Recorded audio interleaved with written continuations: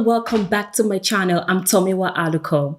Today I'm happy to be joined by Vanessa Fernandes, founder and CEO of Naya London and The Dolls London. Naya London is a multi-brand hair and body boutique, and The Dolls London is a non-surgical body enhancement clinic here in London. Vanessa founded Naya London in 2006, then at the age of 19, because she felt there was a lack of product suitable for Afro hair in London then. Today is one of the most popular beauty boutiques in the country. Vanessa, thank you so much for joining me today. It's truly an honor to have you. Well, I thought we'll start from the beginning, Vanessa. You were 19 years old, then a student at the university when you started Naya London. Can you tell us what inspired you to venture into the beauty industry at that age? In terms of what inspired me to start in business, Right. was just that I was a 19-year-old who liked the high life. I had like 3 or 4 part-time jobs at the time, and I still wasn't making enough money to sustain my the sort of lifestyle I wanted to have.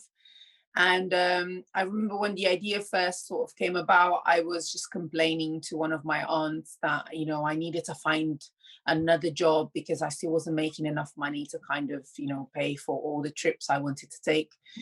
And she said to me, you don't need another job. You just need to find something that will pay you more for your time. And so that's where I've, you know, upon just thinking, what could I possibly do? What sort of skills do I have? And then starting my own business came up as an idea. Why beauty?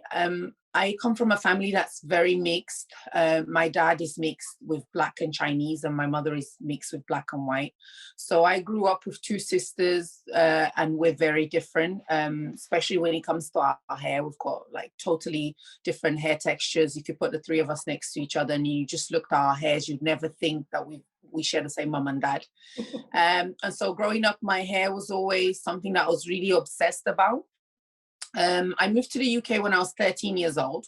And coming from Portugal, where Brazilian cosmetics are very popular, I found it really odd that like in London, Black women at the time had to shop from like specific places, you know, mainly packs.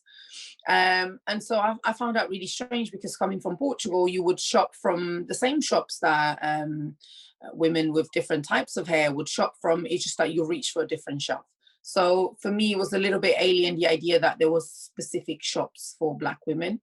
And to be quite honest, I didn't always feel welcome in those shops. So that's sort of how, you know, I put together the obsession with hair, with then, you know, a gap that I identified in the market. And so that's how the business idea kind of came along. At the time, it was called Beliza Brazil. I was only stocking Brazilian products. I started off just knocking on the doors of, you know, salons across London. And yeah, as a 19-year-old one summer. And that's sort of how I started. Wow. And here you are. It's been over a decade. That's amazing. Well, I believe that throughout your years of experience, you've had moments when you had to show resilience. Can you share with us an obstacle you encountered early on and how you overcame it? Gosh, I feel like my path has been riddled with obstacles. I mean, just right from the beginning, access to finance. Right. I remember I was quite new in the industry, didn't really know much, had never, even though I studied business at school and at college, I was doing at the time a degree in fashion promotion, which is essentially journalism, public relations, and marketing for the fashion industry. So in terms of when it came to business, I didn't have a lot of experience, although I did have a little bit of an idea. But I'm a great researcher. So I went out there, I literally wrote an amazing business plan. I believe it was amazing. And I literally went to every single high street bank, and most business managers didn't even look at my business plan straight away. They just looked at my banking history. I'm sure my age also played a part in it, and they just refused. So I ended up being able to launch my business with just £1,000 that I was able to sort of like borrow from my friends and family.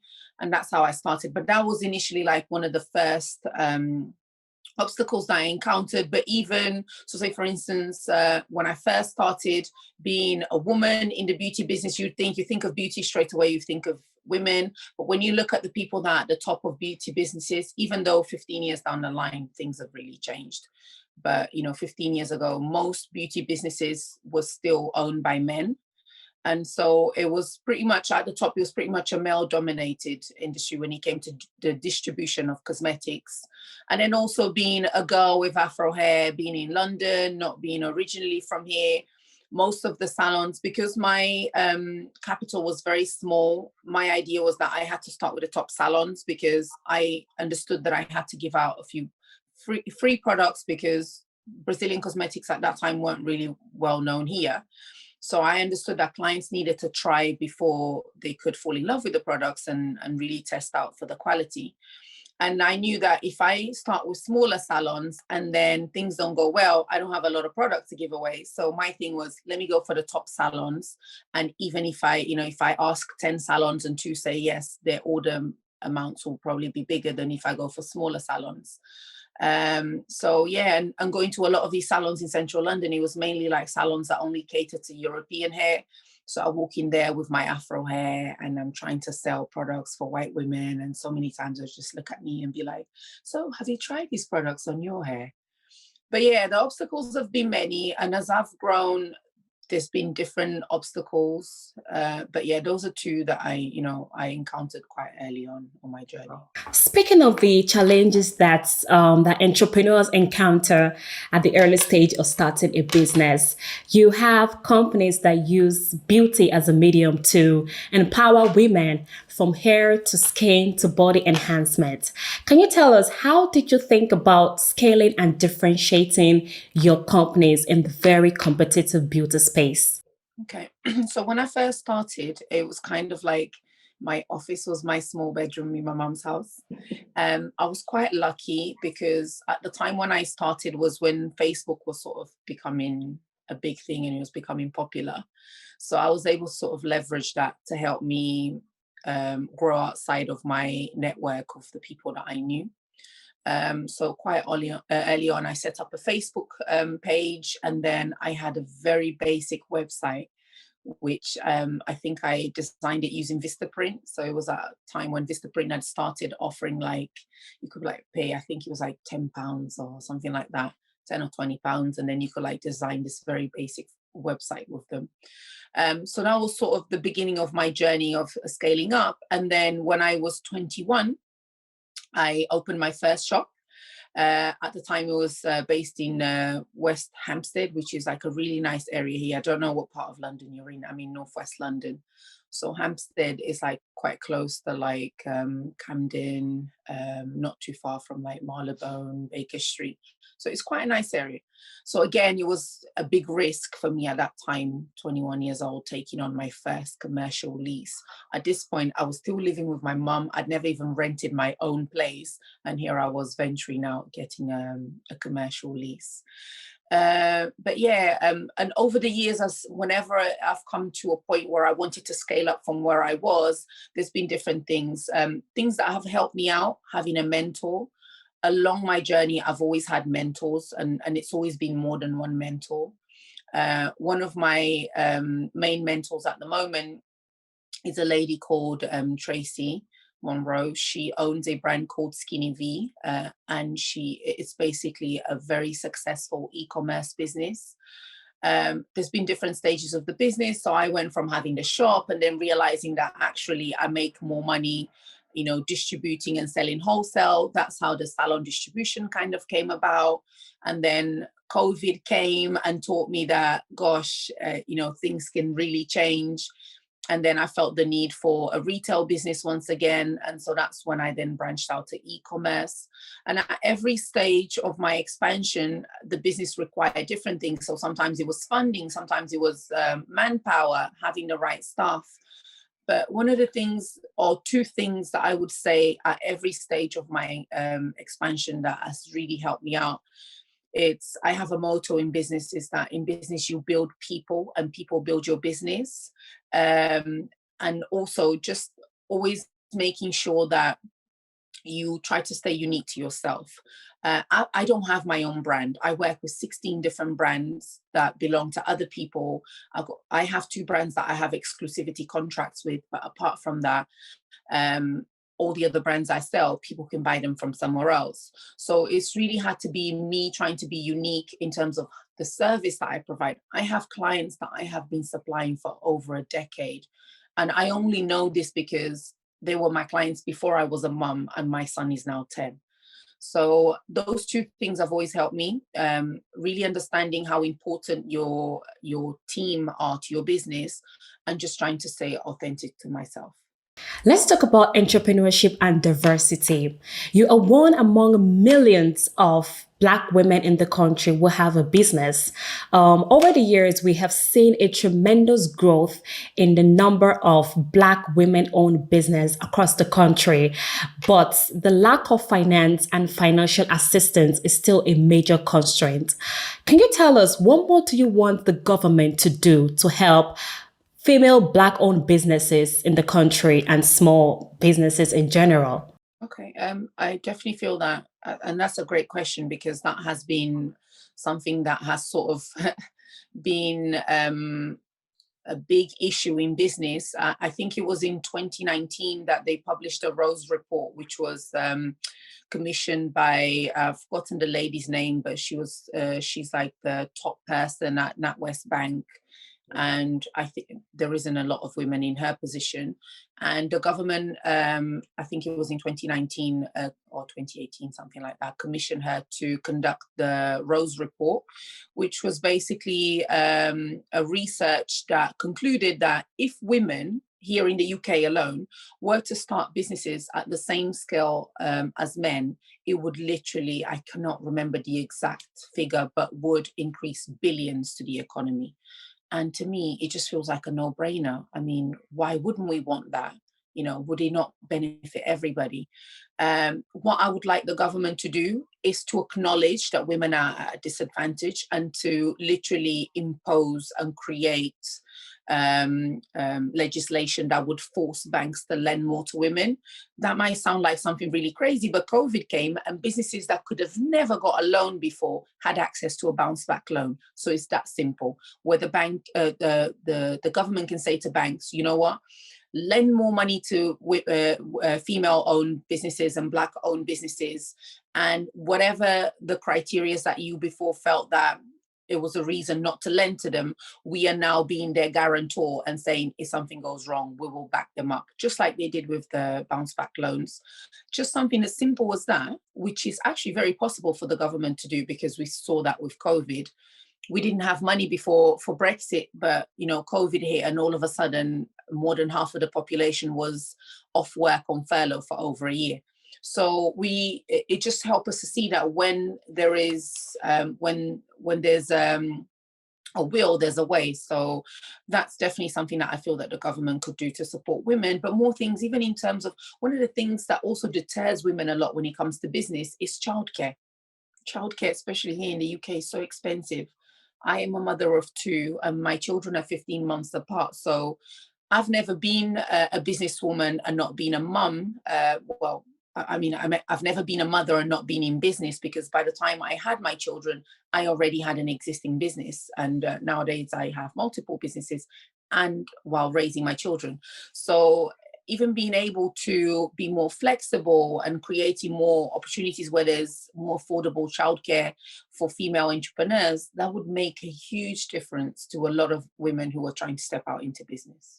That's amazing. Well, your companies are big on supporting and empowering women in businesses, life, and in growing the beauty industry in general. Your global outreach supports women in Ghana, Brazil, and Suriname in South America. Can you tell us what gives you this drive to do what you do, and how do you live this out every day?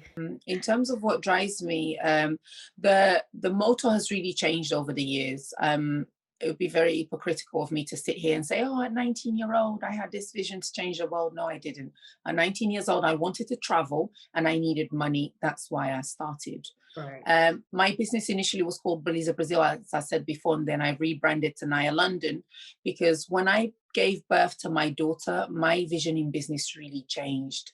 You know, so many of the insecurities I had as a little girl really came to the surface. And there were so many things that I felt insecure about, that I didn't love about myself. And all of a sudden, when I looked at a human being that was me outside of my body, I felt like, if I don't love those things about myself, how can I possibly love them in her? And so the way that sort of started seeing the beauty business really changed. So it no longer was just about, applying these things to your body to sort of help you achieve, a certain standard of beauty. But I really saw the importance of empowering women. My business, to me, became like something that I wanted to build as a brand, which would be a legacy, something that I could one day pass on to my children, especially my daughter, because her being a Black woman, I understand that she's going to face more obstacles than her brother perhaps will face in her lifetime, especially when it comes to a career. So yeah, and I feel like there's such a joy in giving. My daughter's still really young, she's only 9, but I feel like if I can give back to young women today who are starting their journey, just like how I was, 15 years ago, who knows, these could be the women that one day could be helping my daughter when her journey begins. So I really believe in energy, and that the energy that you put out there. And these are some of the things that really inspire me. I really feel I get a lot of fulfillment from being able to support other women. And in the process, I'm also helping myself, because, I'm growing my companies, I'm, growing my income, and all of this by being able to also give back. Speaking of women empowerment, apart from being an entrepreneur, you are a huge advocate of the girl child education through your adopted charity in Pili in Guinea Bissau. Can you tell us more about this charity and the idea behind it? Sure. The Impili project is something that's really close to my heart. It was started by 2 friends of mine, and they have quite a few supporters, which is amazing. It is an initiative that's so important. I don't know, some people watching this might not really know Guinea-Bissau, but it's where my part of my African heritage comes from, and it's this tiny little country in close to the west coast of Africa. And it's an amazing country, but unfortunately, it's also a country that has a lot of people who don't have the same opportunities that we have over here in the West. And the education of girls for a long time has not been a priority for the government, especially outside of the main city in Bissau. Girls are still seen more of an asset, where, women are seen as supposed to be raised to take care of the household, to raise children, and to get married and take care of their husbands. And I mean, we know that women are capable of so much more than that. And so I think it's very important, because for the economical growth of any country, women have to be a part of it. And I hadn't been to Guinea-Bissau for 23 years. And when I went back last year, the year before last, it just really opened my eyes how, even without people being aware of it, the women over there really carry the economies on their back, because, you wake up early in the morning, you see them out on the streets selling and doing so many activities that contribute to the local economy. And all of this starts with education. So it's very, very important that we focus and we support the education of boys as well. I know that sometimes it feels like we're just advocating for women, but why we try to sort of give a voice to girls is because they are at disadvantage. And so there is more of a need for there to be awareness about the education of girls. Let's talk about Naya London and what you envision for the future. Where do you see your company in the next 2, 3, 10 years, maybe? What are your sights? At some point, I did want us to be, the next Amazon for hair products. That vision has also changed. My fulfillment in business is really being able to make an impact. Prior to the whole Black Lives Matter movement and the unfortunate death of George Floyd, there wasn't as many platforms where you were able to access products for diverse hair. Nowadays, there's so many, the choice is wide. And my thing for Naya London is for us to carry on advocating for diversity. And when I say that, it also means that we are not just going to supply products for Afro hair. We will supply products for all hair types. My aim is really to build a sustainable brand and to be a platform, especially for smaller brands. I have come across so many amazing brands that would have never had the chance to sort of, step out into the big market and compete with like bigger brands, but being able to have a platform that's, accepting of smaller brands and that really looks at the quality of the products and not just, how many followers they have on Instagram or how established they are in the market. It makes a big difference. And so my vision for Naya London, it's really for us to be a platform that supports smaller brands and smaller businesses, but also to be a brand that for the consumer, they trust that we will provide them with the best possible products available in the market. That is wonderful to hear. Well, Vanessa, I'm sure that since you started your company till date, you've had so many people advise you, so many mentors along the line to guide you to who you are today.